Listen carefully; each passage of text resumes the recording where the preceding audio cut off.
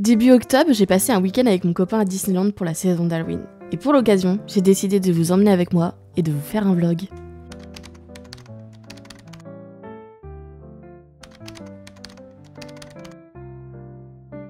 Pour ce week-end, on a choisi de séjourner à l'hôtel Marvel, qui est un 4 étoiles. Il était super agréable et vraiment très très beau.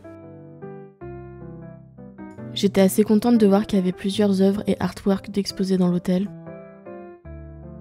Avant d'aller au parc, on a bien évidemment fait les boutiques de l'hôtel, histoire de se détendre un petit peu et de commencer la journée calmement. Bien évidemment que j'ai pensé à l'acheter, mais je l'ai pas fait. On a décidé de commencer par les studios, qui sont d'ailleurs en travaux et qui devraient réouvrir dans quelques années sous un nouveau nom. Je n'ai pas pu filmer énormément dans ce parc malheureusement parce qu'il y avait beaucoup de visiteurs vu que c'était un samedi. Au niveau du Land Ratatouille, il y avait plusieurs stands de nourriture qui sont aussi disponibles au niveau de Fantasyland dans l'autre parc. Et du coup on a pu tester le stand Savoie au niveau de la raclette, reblochon et saucisson. La qualité était assez correcte mais le prix reste un petit peu cher par rapport aux quantités.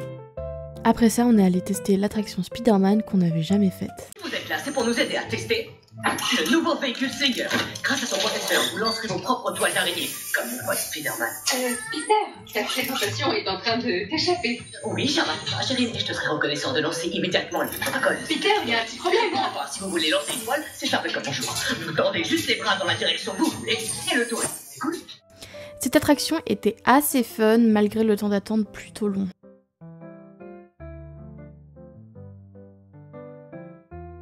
Après ça, on s'est dirigé vers la Hollywood Tower, l'attraction qui fait le plus peur selon moi à Disneyland Paris. La Hollywood Tower serait un vieil hôtel hanté des années 30 dont l'ascenseur de service fonctionnerait encore. Mon copain m'a accompagné pour faire la queue dans l'attraction parce que les décors sont très immersifs et super beaux.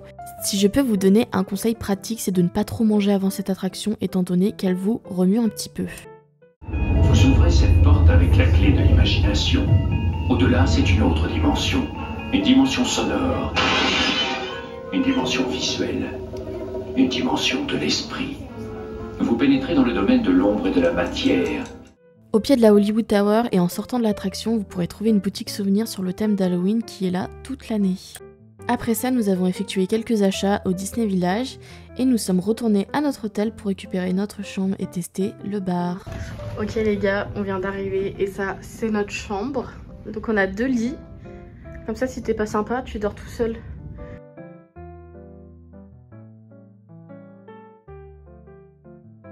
Et du coup, on a acheté une petite bombe de bain pour ce soir. Ah mais attendez les gars, c'est une dingue. C'est gravé Avengers. Ah t'as fini la maman. Je vais préciser, mais aussi au New York Hotel, vous avez le Daily Bugle qui vous est offert. Et en gros, c'est un peu les indications sur l'hôtel. Genre, et il y a des pubs. Vous avez le plan de l'hôtel. Vous avez toutes les infos au niveau des horaires, des restaurants et tout. On s'est également rendu compte en prenant l'ascenseur que chaque étage correspondait à un Avengers différent.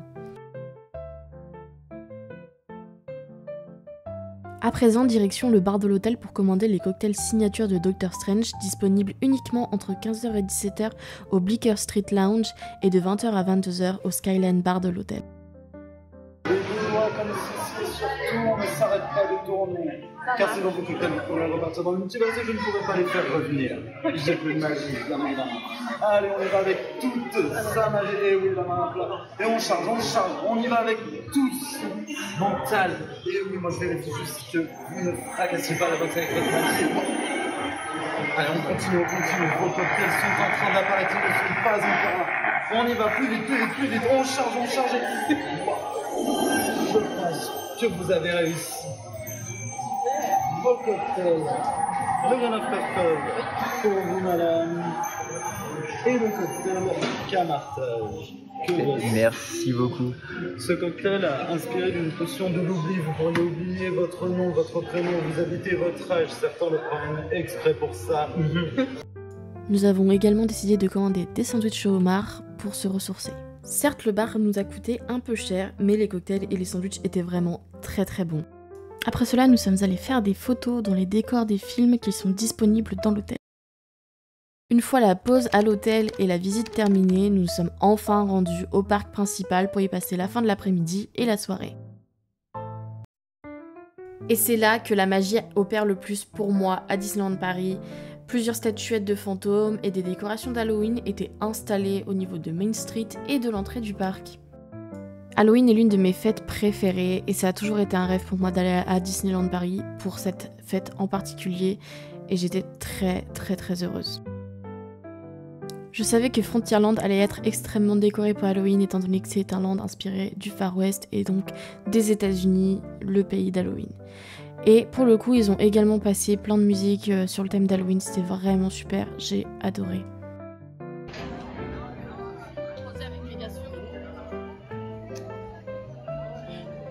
L'une des meilleures attractions à Disneyland pour Halloween, c'est clairement Phantom Manor. Ce manoir serait hanté par une mariée qui attendrait un fiancé depuis bien longtemps. Et bien que cette attraction soit assez ancienne et inspirée de celle présente aux États-Unis, elle a subi une rénovation en 2018. Malgré son apparence délabrée et horrifique, cette attraction reste tout de même adaptée aux plus petits et aux plus grands.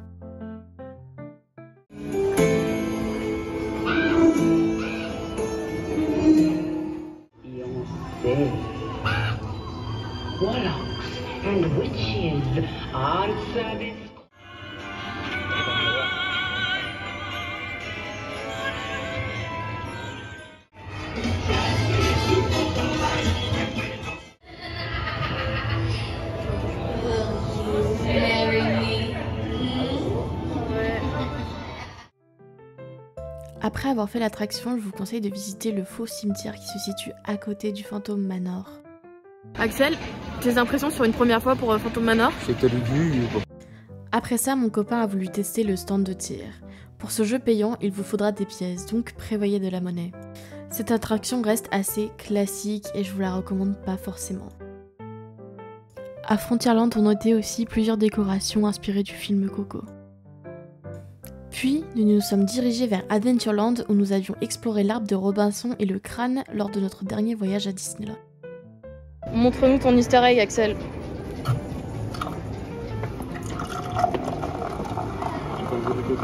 Vas-y, bois ton coca en même temps. Il est fermé. Là, on passe en raccourci sous le crâne de Adventureland. Ça, pour le coup, c'est super aussi à faire. Genre, il y a une chasse au trésor un peu à faire. C'est grave cool à visiter, il n'y a pas de temps d'attente.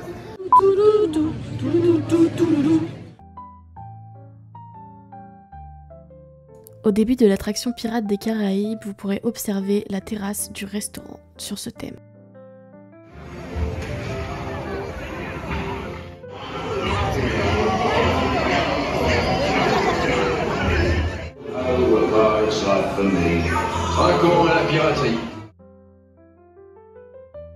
Avant d'aller au spectacle nocturne, nous avons voulu manger au café Hyperion situé à Discoveryland. Mais il y avait énormément de monde et nous nous sommes donc ravisés. Nous nous sommes alors rabattus sur le restaurant sur le thème de Coco qui proposait des burritos qui étaient très bons. Malgré la fatigue, nous attendions avec impatience le spectacle sur le thème d'Halloween. Le spectacle nocturne à Disneyland Paris se divise en deux parties. On a tout d'abord le Electrical Sky Parade, puis le spectacle nocturne habituel. Et du coup, pour le Electrical Sky Parade, il y avait la première partie du spectacle qui est toujours la même et qu'on avait déjà vu il y a 8 mois. Et il y avait après une partie sur les méchants Disney, spécialement pour le mois d'Halloween. Et il y avait également une partie sur Phantom Manor qui est du coup, comme je vous l'ai dit, l'attraction du manoir hanté. Je préfère le préciser ici, mais bien évidemment que je n'ai gardé aucune piste audio de ces rushs, étant donné que les musiques de Disney sont copyrightées.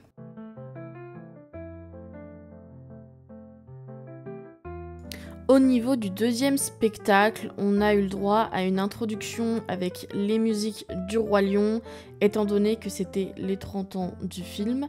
On a également droit à un thème un petit peu plus aquatique et maritime avec La Petite Sirène, Nemo et Pirates des Caraïbes. Et après, on a eu un thème un petit peu plus astral avec là-haut qui nous emmène sur du Star Wars. Et on a eu le droit à une conclusion La Reine des Neiges avec Libéré Délivré que tout le monde chantait en chœur. C'était vraiment super mignon.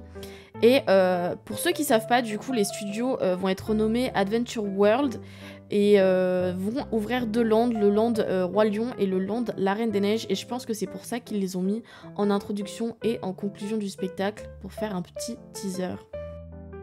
En tout cas, pour ceux qui n'ont jamais vu un spectacle nocturne de Disney, je vous conseille énormément, c'est très impressionnant, surtout depuis que le Electrical Sky Parade avec les trônes est en place. Ok les gars, partie un peu moins Disney de la vidéo, on va faire un bain avec Axel, parce que j'ai acheté du coup une bombe de bain chez Lush, parce que j'ai pas de baignoire, et j'ai jamais testé les bombes de chez Lush, ou de bombes de bain en fait tout court. Et du coup c'est parti pour faire un bon bain chaud rose. Bon, elle a un peu souffert du voyage, mais c'est pas grave, voilà, ça la pêche.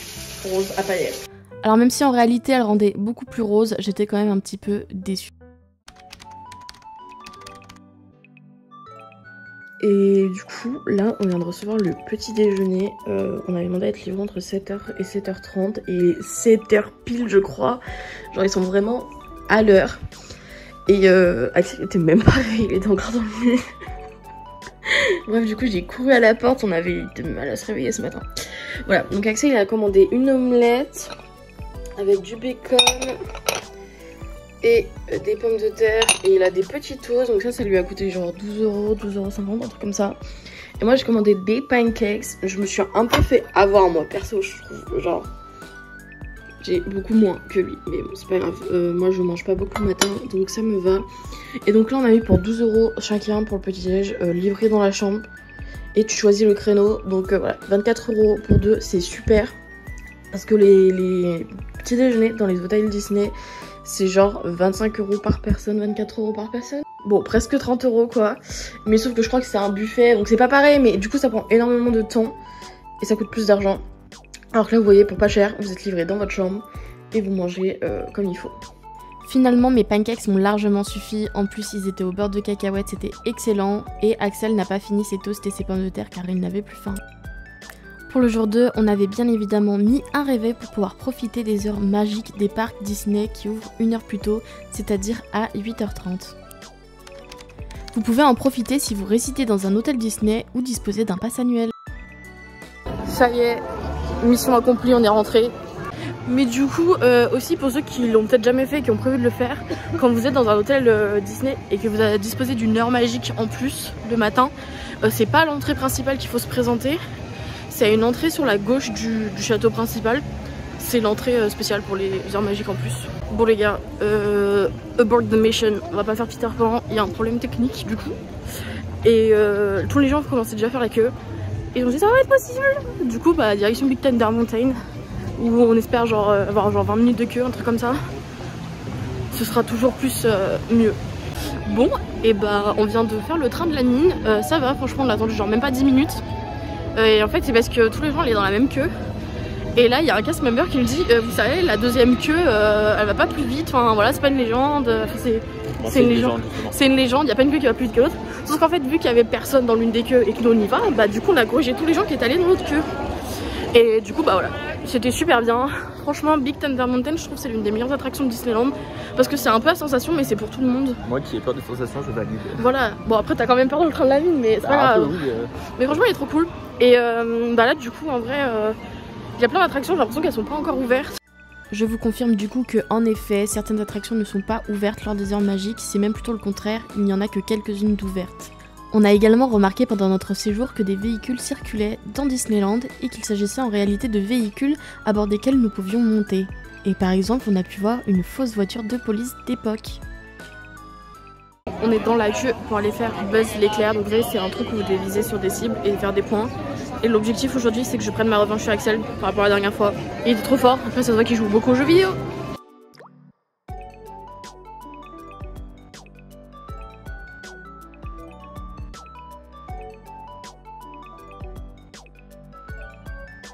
Ok les gars, petit update, j'ai battu Axel.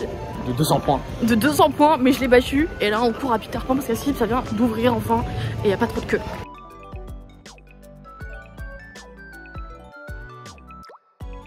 Bon les gars, en fait il y a de la queue à Peter Pan, mais ça va. Du coup on a toute une partie de la queue, ça a avancé. Je pense qu'on a 20 minutes de queue, 30 minutes max. Ce qui est toujours ça de prix pour Peter Pan parce qu'il y a énormément de queue à chaque fois, c'est 50 minutes minimum. C'est l'attraction pour enfants la plus hypée. Peter Pan est vraiment une superbe attraction que je vous recommande, mais je vous conseille tout de même d'y aller en semaine ou pendant les heures magiques parce que le temps d'attente ne descend jamais en dessous de 50 minutes pendant la journée, le week-end.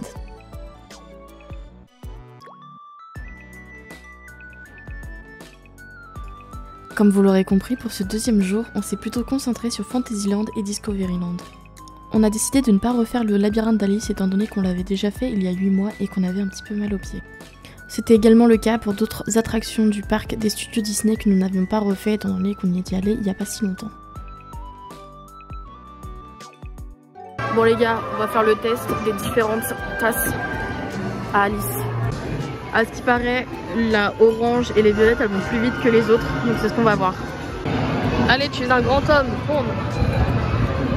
Allez, viens. Arrête de ouf. Bah écoutez, je pense que c'est une légende urbaine. Voilà, je pense pas que ce soit vrai. Elle a l'air d'aller aussi vite. Et là, les gars, on vient de voir, en fait, il y a des petits stands comme il y avait vers Ratatouille, mais ici à Fantasyland, vers It's a Small World. Et donc ils sont pas encore ouverts, mais il va y avoir de la bouffe. Et du coup, je pense qu'on va prendre des trucs à grignoter et à tester. Parce que là, on vient de voir, il y a des galettes de magret de canard, genre what the fuck. Alors, du coup, ma petite brochette de fraises chocolat noir était super bonne. Genre les fraises super juteuses, j'adore. Bon, c'est un peu cher, mais c'est Disney quoi. Et ta crêpe, toi? C'est bon. C'est une crêpe au Nutella quoi. Nous avons fait Small World, qui est une attraction dont on ne se lasse pas et que je refais à chaque fois que je vais à Disney. Cette attraction représente chaque pays et culture du monde à l'aide de poupées et de monuments.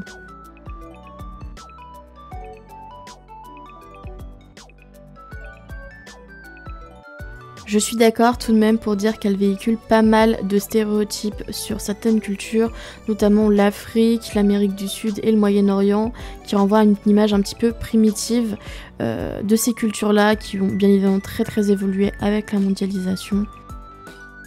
Après, forcément, cette attraction, elle a un petit peu mal vieilli, mais même à l'époque, je pense que les cultures étaient déjà un petit peu plus évoluées, donc voilà.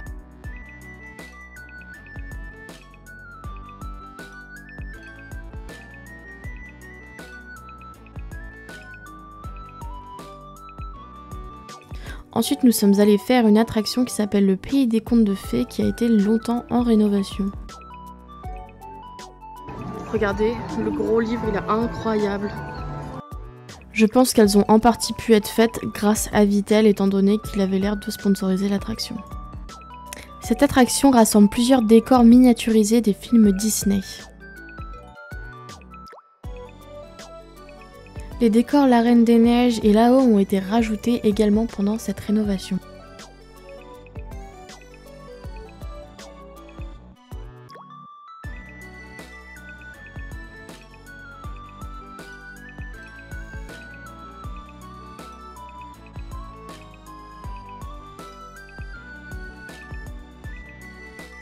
Après cette petite attraction, nous nous sommes dirigés vers Hyperspace Mountain que je n'avais pas fait depuis des années.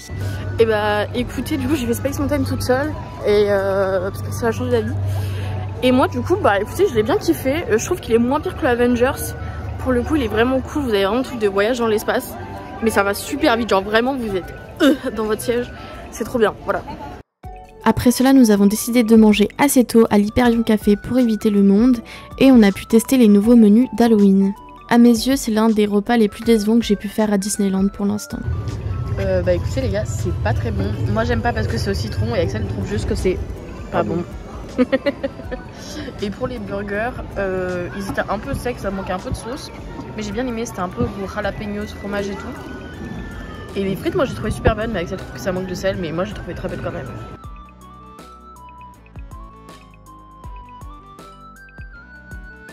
Après cela, nous sommes allés faire l'attraction Star Tours, qui est une attraction Star Wars qui simule un vol intergalactique.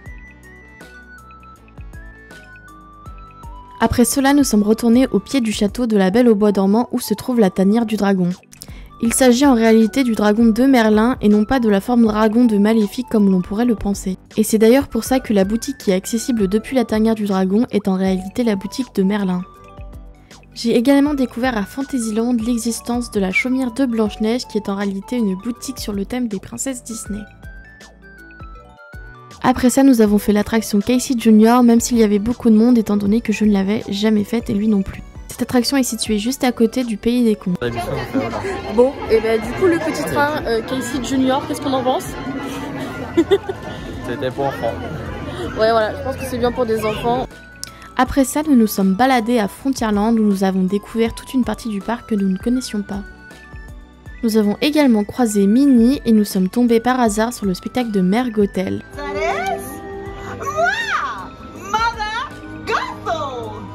De retour pour vous jouer de mauvais tours. On a pris des granités et on attend le grand train qui fait le tour de tout le parc. Le train nous a déposés à Main Street et comme ça on a pu avoir de très bonnes places pour voir la parade. J'étais assez contente de voir certains personnages lors de cette parade comme Picsou bien évidemment, mais aussi les neveux de Donald et aussi Max, le fils de Dingo. Il y avait aussi une partie de la parade dédiée au Phantom Manor et c'était vraiment super beau à voir. Après ça, nous nous sommes dirigés vers Autopia car il y avait très peu de queue et j'avais assez mal aux pieds. Ça va, toute personne. Elle passe pas le permis hein. C'est pas pareil. Tu vas nous tuer hein. C'est clairement pas pareil.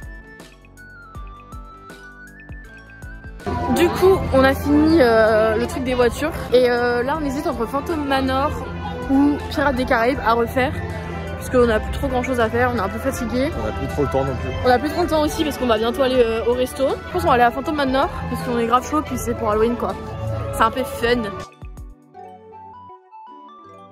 Bon les gars, on a refait Phantom Manor, c'était un banger et là on court pour aller à notre Reza dans l'autre parc au Pim's Kitchen. Ça fait super bizarre de quitter les décors d'Halloween, c'était vraiment trop beau. Enfin moi ça me brise le cœur.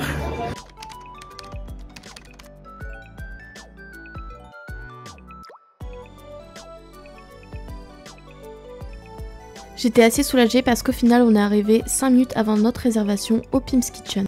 Et du coup ce buffet à volonté est sur le thème de Ant-Man et donc des expériences scientifiques où la nourriture est rapetissée et agrandie. Le pain servi était un bretzel. On retrouvait plusieurs aliments colorés dont la mayonnaise qui était bleue. Avec Axel on était un petit peu déçus parce que bien qu'il y ait beaucoup de choix au niveau des entrées et des desserts et qu'ils étaient très bons, les plats chauds étaient un petit peu bof et plusieurs aliments avaient l'air assez industriels dans ce buffet.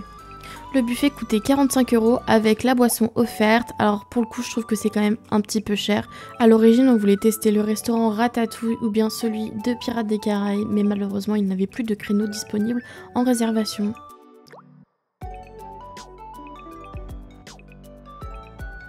Et c'est à contre-cœur que nous nous sommes dirigés vers la gare pour prendre notre train afin de rentrer chez nous. Écoutez, c'est une fin de vlog, voilà, on est rentré à Lyon, on est à la gare, on va venir nous chercher et puis Axel a un mot de la fin. Le monde est tout petit. Non voilà, moi ça va, j'ai de la chance, demain je commence pas tard, enfin je commence tard, lui non. Et puis écoutez, Disney c'était une super aventure, même si on y était déjà allé il y a pas longtemps. Ça nous a permis de faire tout ce qu'on voulait faire. C'était un complément. Oui voilà, c'était un complément, on a pu faire quasiment toutes les attractions qu'on voulait. Salut! Du coup, on se retrouve pour la partie haul de mon voyage à Disney. Alors oui, voilà, c'est un peu la partie peut-être la moins fun. Mais j'ai envie de parler du coup de mes achats parce que pour se rendre compte en fait plus ou moins si c'est vraiment cher ou pas en termes de souvenirs Disney. Pour ceux qui veulent se prévoir un budget, se faire plaisir. C'est pas non plus excessivement cher. En fait on pourrait penser que c'est encore plus cher que ce que c'est pour certains trucs. Pour d'autres c'est vraiment cher je trouve. Voilà, c'est vraiment le prix auquel on s'attendrait à payer à Disney. Donc voilà, j'ai ramené des souvenirs pour ma famille, j'ai ramené des souvenirs pour moi. Il y a quelques cadeaux de la part de mon copain. On va commencer du coup par les souvenirs que j'ai ramenés à ma famille. Donc d'abord il y a une peluche mini qui m'a coûté 25 € que j'ai ramené pour ma nièce. Parce que ma soeur du coup m'avait demandé de lui trouver quelque chose de mini. Et franchement à part les peluches il n'y avait rien de bien. Je trouve, enfin c'était que des gadgets, vous voyez, les espèces de gourdes avec des grandes pailles. Je préfère en fait autant plein d'autres choses qu'ils peuvent faire. Ou la collection Noël qui pour le coup est vraiment super sympa. Parce que même si on y allait pour Halloween il y avait déjà les souvenirs de Noël. et c'était trop beau, j'avais envie de tout acheter. Donc bref, la peluche était sympa, 25 €, il y en avait une plus jolie à 30 € mais j'avais déjà acheté l'autre à 25 € le jour d'avant. Et apparemment ma nièce l'aime beaucoup, donc je suis plutôt satisfaite à ce niveau-là. Et du coup justement dans la collection de Noël, j'ai acheté plusieurs trucs, donc enfin plusieurs trucs. J'ai acheté 2 chaussettes comme ça avec écrit Joyeux Noël Mickey. Donc ça m'a coûté 12 €, ça c'est vraiment un petit souvenir sympa si vous voulez chercher des décos pour votre sapin. Il y avait aussi des boules en forme de tête de Mickey, rouge et verte, nacré un peu, à 12 € aussi, mais j'avoue que je préférais ça parce que je me dis comme ça t'es pas obligé de le mettre dans le sapin. Ça peut servir de déco ailleurs dans la maison et je sais que ma mère elle aime bien mettre ce genre de choses sur les portières aussi. Enfin les portes pardon. Donc voilà, je trouvais ça sympa en fait. Et au moins j'étais sûre que ça se casse pas dans la valise. Parce que autant casser un truc pour moi, bon c'est chiant, mais casser un truc pour quelqu'un d'autre. Et du coup je leur ai pris tous les deux le même, et pour ma soeur et son mari et pour mes parents, comme ça pas de jaloux. J'ai aussi ramené un souvenir à ma grand-mère, étant donné qu'elle nous a aussi donné de l'argent du coup pour le voyage avec mon copain pour se faire des restaurants, donc c'était super sympa de sa part. Et de pas leur ramener quand même un petit souvenir, vous voyez, même si c'était... Enfin, pas acheter n'importe quoi comme souvenir non plus parce que je trouve ça nul encore une fois, mais des trucs cool. Donc ma grand-mère je lui ai acheté un pot de confiture Mickey, voilà, parce qu'elle fait pas de sapin de Noël chez elle. Du coup je lui ai pas pris de déco de Noël, parce que bon, voilà. Alors le pot de confiture c'est 8 €. Alors je sais pas combien ça coûte de la confiture lambda au supermarché, mais voilà. C'est sympa, ça fait un peu Noël, elle je sais qu'elle va kiffer. Je crois que c'est confiture au baie d'hiver bio, voilà, en plus c'est bio. Ensuite on va passer au cadeau de mon copain. Alors tout d'abord il y a une tasse, je vais délicatement parce qu'il y a mon thé dedans. Donc c'est une tasse Phantom Manor. Alors je sais pas s'ils l'ont sortie pour Halloween ou si c'est juste une nouvelle collection. Mais du coup elle est super belle, elle est assez lourde et voilà, j'adore Phantom Manor, vraiment la vibe de l'attraction. Alors les mugs Disney sont un peu chers selon le mug que vous achetez. Alors là pour le coup 22 € ça me choque pas parce que c'est vraiment un beau mug. Mais c'est vrai qu'il y a des mugs plus simples qui sont aussi chers, donc comme quoi. Mais du coup il me l'a offert parce qu'il a fait aucun manège à sensation forte. À chaque fois il m'abandonnait à la fin de la file d'attente. Et j'étais un peu en mode ok bah j'y vais toute seule du coup. Et même si j'aime bien et que ça me fait peur, je suis un peu là en mode c'est relou quoi. Deuxième cadeau de sa part, même si c'est à moitié lui qui a financé et l'autre moitié c'est moi qui l'ai payé, c'est un Charms pour les bracelets Pandora, parce que du coup il y avait pas mal de boutiques à Disney, ou en tout cas il y avait des gros stands Pandora avec des perles que sur le thème de Disney, Marvel, etc. Mais du coup moi j'ai acheté l'œil d'Agamotto, j'ai totalement craqué en fait, je le trouve super cool. Parce que ça fait très bijou, en fait comme ça on capterait pas que c'est un truc Avengers, enfin Marvel. Et pour finir, du coup les achats que j'ai fait pour moi, que je me suis offert, on a tout d'abord le serre-tête Small World que j'ai porté lors de mon séjour. Alors ça c'était 35 €. En fait c'est super cher, je crois qu'il y en a des moins chers à 30 €, mais ils sont hyper simples vous voyez, genre je crois que c'est ceux d'Halloween de base. Et bah écoutez Small World j'ai grave craqué, je m'attendais pas en fait à en voir un sur le thème d'une attraction. Je sais qu'il y en a un pour Pirates des Caraïbes aussi, donc c'est celui que mon copain a acheté. Bon après je t'habillais tout en noir donc ça matchait pas du tout, mais c'est pas grave. Franchement je me voyais pas acheter en fait un autre serre-tête. Toujours dans les mêmes couleurs un petit peu, on a une gourde, donc j'ai acheté une gourde à Disney, 25 € il me semble, donc c'est un peu cher. Mais c'est une très jolie gourde, donc c'est sur les illustrations qu'ils ont sorties en fait sur les attractions. Donc ça c'est Alice Curious Labyrinth. C'est vrai que si on avait sorti une, la Tour de la Terreur, je l'aurais peut-être acheté. Parce que je l'aime beaucoup Lilu qu'ils ont fait dans le même style pour la Tour de la Terreur. Mais bref, là j'aime bien les couleurs aussi, bleu et rose, ça se dévisse. Et j'aime beaucoup en fait le fait qu'on puisse la prendre, la gourde par ici. C'est hyper pratique quand t'as plein de trucs dans les mains, comme moi qui fait des allers-retours tout le temps dans ma maison, qui monte les étages. Et vous avez en fait ici un truc pour mettre un sachet de thé pour le faire infuser en fait dans le thermo qui se retire également. Voilà. Donc c'est sympa. Mais après je crois pas qu'on peut mettre juste le capuchon tout seul. Ouais non ça marche pas, vous êtes obligé de remettre ça. Mais voilà, j'ai vraiment craqué. Faut savoir que ma gourde Batman m'avait totalement lâché et qu'il me restait que ma gourde d'école. Et vu que je bois énormément d'eau, j'aime bien avoir 2 gourdes, une pour chez moi et une pour en cours. Et pour finir, j'ai découvert les boutiques de livres à Disney. J'avais jamais fait gaffe qu'il y en avait en fait dans les boutiques souvenirs, parce qu'elles sont un peu mises à l'écart. Et j'avais hésité à ramener Blanche-Neige ou La Belle et la Bête en livre avec les illustrations des anciens dessins animés. qui étaient des super beaux livres à 16 € je crois. Mais au final je me suis dit non, voilà. Ça m'a pas chauffé quand j'ai ouvert le livre et que j'ai vraiment feuilleté. Mais par contre ce livre sur l'attraction Phantom Manor, oui. C'est un super beau livre, vous voyez il est un peu texturé. C'est un très bel objet de collection. Il m'a coûté 22 €. Et en gros ça explique le lore et les idées derrière la création de l'attraction de Phantom Manor.